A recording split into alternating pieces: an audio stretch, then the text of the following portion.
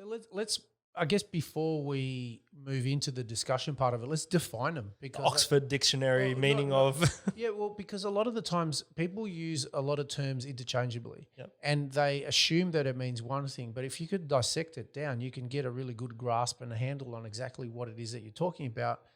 You'll be able to use it to your advantage a lot more. So exactly like in the way that you said, faith, it's really a feeling and a conviction, right? And a conviction within, like you said, it could be along the lines of a doctrine of a religion, a belief, a higher power, something like that. But then also faith in self, faith in process, faith that you're on the right path, all those kind of things. So yeah, both of those can be very empowering to be able to have that.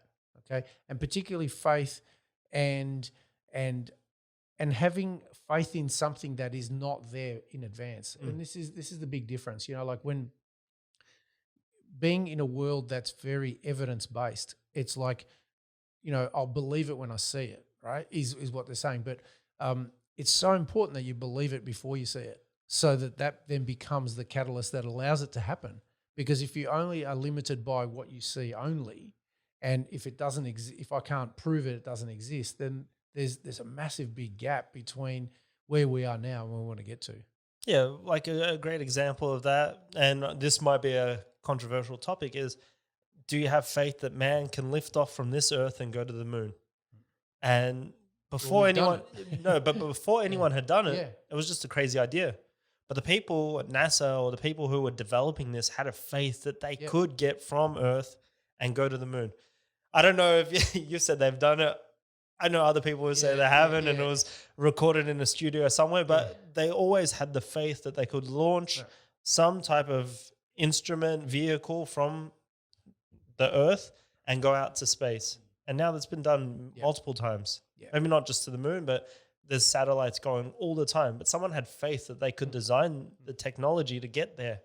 So that's another way of using the faith is faith in something that you haven't seen, but Yeah. constantly working towards something and producing a result. Yeah, look, and that's spot on because everything. Look around you, everything that we have. We're in studio now. We've got cameras, we've got microphones, we've got lights. Everything started with an idea, a crazy idea that somebody had that created and brought it to life. So that's where it all starts. And you might start with an idea, having faith, and we'll talk about belief in a moment, of the gap between where it starts from and the end product or process is really what helps you work through that. Yeah, I was watching a little clip on TikTok, Mm-hmm. and Tesla, Nikola Tesla, he was saying that in the future, all of our devices will be powered by a battery. He didn't know what a battery was, but he was saying that's how it's going to go. We don't need to plug anything into a generator. We won't. It'll be all remote, and that was 100 years ago. And at that time, he was a crazy heretic. It was more than 100 years ago. Yeah. I'm not sure exactly the timing, but that's a crazy idea. How can you run technology or a light bulb, anything, without a hard wire into it? Yet now, every smartphone has a torch on it. Every smartphone lasts a day or 2 days, depending on how good your battery life is. Yeah. But yeah, he was a visionary way before his time. Yeah. And people all thought he was crazy. Oh, look at that guy. He's developing this. He's developing that. He's wasting all his time. But he had faith in himself and his ideas, and he actually developed the technology.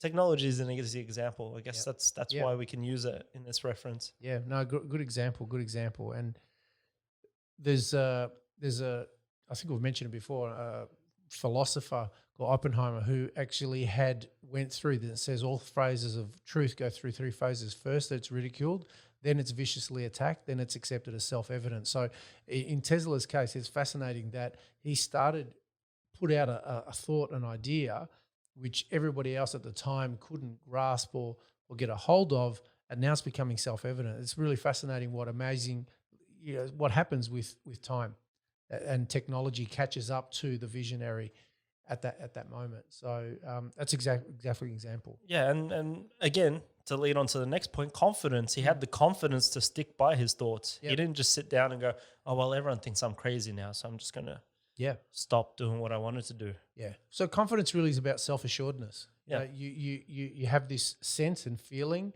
that it's the right thing, the right path, and you back yourself. And this is why it's really important, because the term confidence comes from the Latin word fidere, which means to trust, right? So it's really trust of self, and trusting self. And in that scenario is such an important process, because a lot of the time, particularly in the journey of life and entrepreneurship and business, there are going to be multiple situations, opportunities. They're going to test you and test your vision and test. And if you don't have confidence and that unshakable capacity within yourself to endure it and work through it, you're going to get basically, you're going to be like the skeleton on the roadside. You'll have given up along the way. So it's essential to have a level of self-confidence in there as well. Yeah, and you know, we do like to be transparent. So we're starting this new business, this alcohol business. I'm sitting here talking to my girlfriend and my cousin about it and going, all right, so I can sell 3 cases this week. Let's get a license. And they're like, oh, you know, maybe let's just slow down. I'm like, no, I've got the faith, I've got the confidence, and I've got the belief that I can sell my product this week. Let's start doing it. And they were like, just slow down a bit. And I'm like, no, let's do this. And you know, it really hits home. I'm not arrogant and I'm not ego based, but I know I've got confidence in my product, and I've got belief that the connections I have in industry will buy them instantly, because it's something different. It's something that you haven't had. Yeah, I was going to say, Adam, so you also got 2 other things. Is number 1, probably a different risk profile, and number 2, a different action threshold. Yeah. Right. So you like, you know, so it's a case of I'm ready, go. Yeah. Right. And that quite often, that's the hard part to communicate to someone, is someone can go faster and they'd be more comfortable with a risk profile, risk tolerance.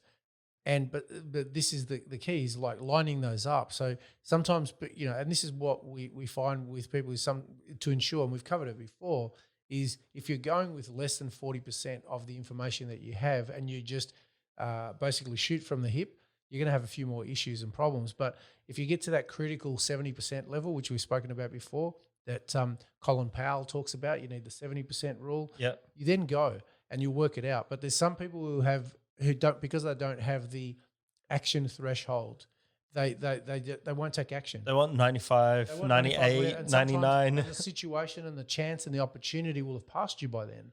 And so it's that happy medium of finding what your risk tolerance is, going when you're ready, sometimes going before you're ready, but at that critical point where you don't slow things up. You don't wait till you basically lose the opportunity. Well, that's the response I had. My cousin was sending me a message, and he's like, all right, so now we've got to work on timings. But I told him last week we should work on timings. So he's like, when do we work on timings? When's the right time to launch this? I said last week when we were talking about it. Not like, I know everyone's busy. Everyone's always busy. Yeah. But let's just move. Like, you know, you got to move on this, because again, you got that momentum, you got that faith, you got that belief.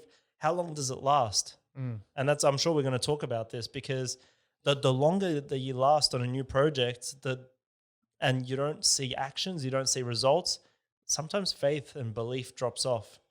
Well, it does, and particularly when you've got long range vision. So if you're going to look at this and say, okay, how do I stay inspired? If I've got, it's not like a 30-day process, you know, it's like, hey, what if I'm setting this goal for a lifetime or my legacy or generational goals? Yeah. How do you stay inspired, motivated, have belief and faith that this will see its way through over beyond the time that you're here? That there's a different metric that you can't concentrate on tangibles. Then you've got to focus on the intangibles. And this is where faith, confidence and belief come into it as well.